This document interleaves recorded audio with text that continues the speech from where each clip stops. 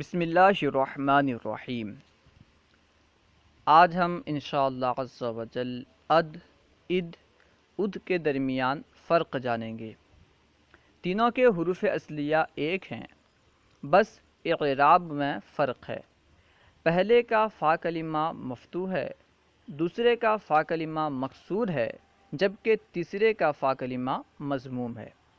اب آئیے ان کے درمیان کیا فرق ہے جانتے ہیں۔ العدو بفتح الحمزتی کلو شیء ثقل حملہ۔ عد ہر اس چیز کو کہتے ہیں جس کا اٹھانا بھاری ہو، جس کا اٹھانا دشوار ہو۔ ہر وہ چیز جس کا اٹھانا بھاری ہو، دشوار ہو، اسے عد کہتے ہیں حمزہ کے فتحہ کے ساتھ۔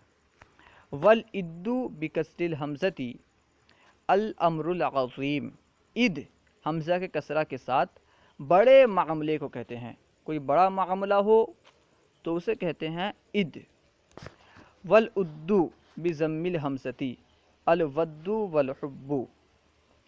حمزہ کے ضمہ کے ساتھ ود محبت کو کہتے ہیں۔ محبت کے لیے بھی عد استعمال ہوتا ہے حمزہ کے ضمہ کے ساتھ۔ الحاصل یہ کہ عد ہر اس چیز کو کہتے ہیں جس کا اٹھانا بھاری ہو، دشوار ہو، مشکل ہو، اور عد بڑے معاملے کو کہتے ہیں اور عد محبت کو کہتے ہیں۔ اللہ و رسولہ اعلم۔